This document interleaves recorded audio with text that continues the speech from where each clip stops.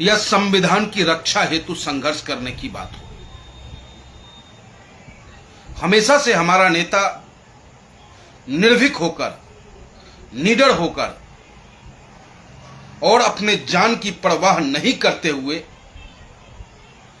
हमारे आपके लिए, हिंदुस्तान की भलाई के लिए, हिंदुस्तान की मजबूती के लिए, संविधान की रक्षा के लिए आवाज को बुलंद करते रहे हैं, जिसका नतीजा रहा है कि कई बार हमारे नेता पे जानलेवा हमला हुआ, हमारे नेता के आवास पे पथराव तक करने का कार्य किया, लेकिन उन्हें यह पता नहीं था कि न गोलियों की बौछार से, न तलवार की ढाल से हमारा नेता डरता है तो सिर्फ अपने परवरदिगार से।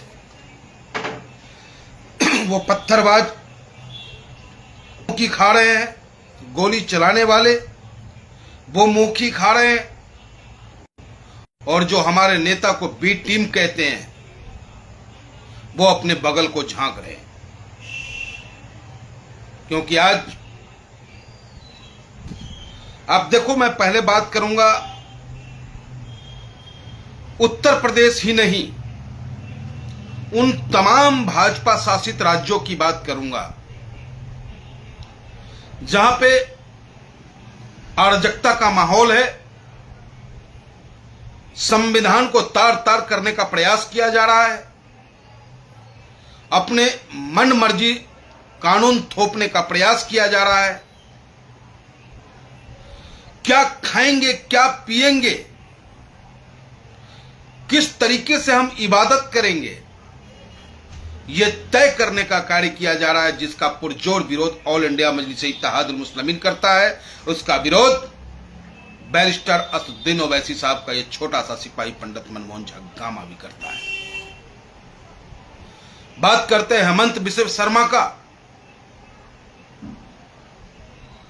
जो जहरीले सोच लेकर के वो संवैधानिक पद पे बैठा है और संविधान की धज्जियां उड़ाने का कार्य कर रहा है, लेकिन आज आदरणीय प्रधानमंत्री जी का मुंह एक बार भी खुलने को तैयार नहीं है। यह हमारे देश के लिए विडंबना की बात है। आज हरियाणा में चरखी दादरी में एक घटना घटती है। वो घटना क्या है कि एक साबिर नाम का व्यक्ति, जो कोलकाता का रहने वाला है, वो कबाड़ी का काम करता था। उन गौरक्षकों को, जो हरियाणा सरकार की भाजपा का गुंडा है, वो गुंडा के अलावा उसे और कुछ नहीं कह सकते आप, उन लोगों ने उस साबिर को कबाड़ी का सामान लेने के नाम पर अपने गंतव्य तक बुलाता है, और उसके बाद जिस तरीके से उसकी मार पिटाई होती है, और मार पिटाई की वजह क्या है, उस पे आरोप लगाता है कि इसने बीफ खाया। अरे बीफ खाया, तूने देखा? कैसे तुम सर्टिफाइड करते हो कि उसने बीफ खाया? और अगर खाया भी तो यह कैसे साबित कर सकते हो काऊ का बीफ था?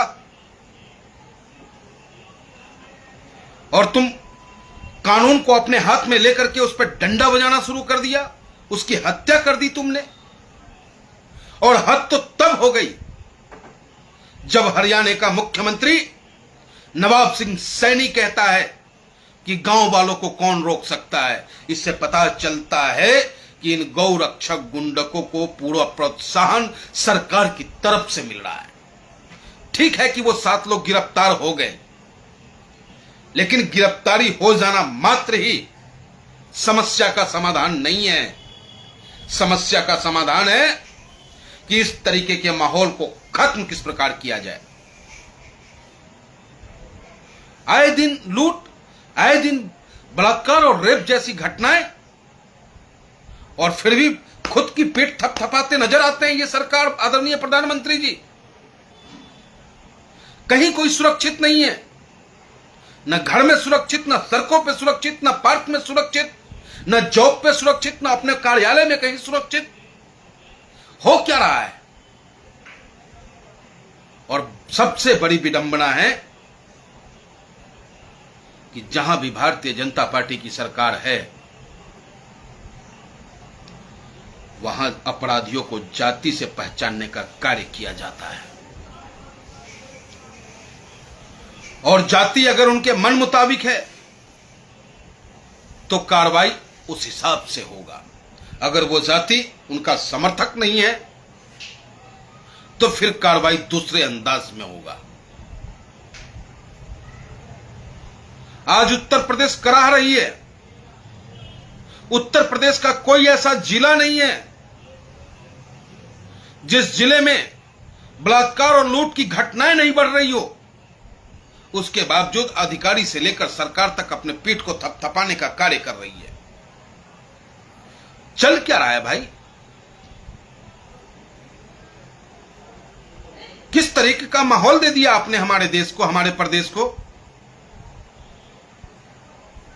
भाई भाई का दुश्मन हो रहा है। हम हिंदुस्तानी हिंदुस्तानी के दुश्मन हो रहे हैं। कैसे देश मजबूत होगा हमारा? पूछता है ऑल इंडिया मजलिस-ए इत्तेहादुल मुस्लिमीन आपसे।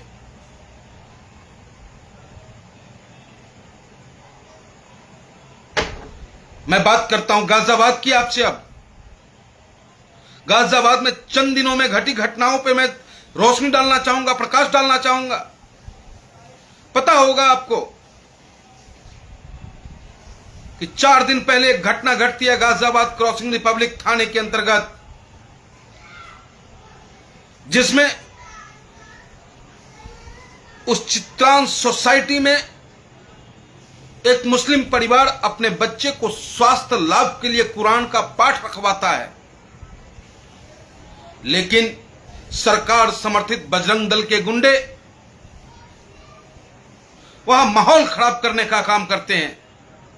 कहते हैं कि यह मदरसा का निर्माण हो रहा है यहां, जिस पे हमने प्रतिक्रिया दी, संघर्ष किया, थाने से लेकर एसीपी महोदय तक गए, मौलाना साहब को छुड़वाया और ऐसे आताताइयों पे कार्रवाई कराने का कार्य किया। ये सब संभव तभी होता है जब आप लोगों का प्यार, मोहब्बत, समर्थन और दुआएं मिलती है। वो दुआओं से हमें ताकत मिलती है जुल्म के खिलाफ लड़ने के लिए। और जब तक जिंदा हूं, जैसे मेरा नेता कहता है कि मैं जब तक जिंदा हूं हक और सच की बात करता रहूंगा, उसी तरीके से यह बैरिस्टर असदुद्दीन ओवैसी साहब का सिपाही हमेशा हक और सच की बात करता रहेगा।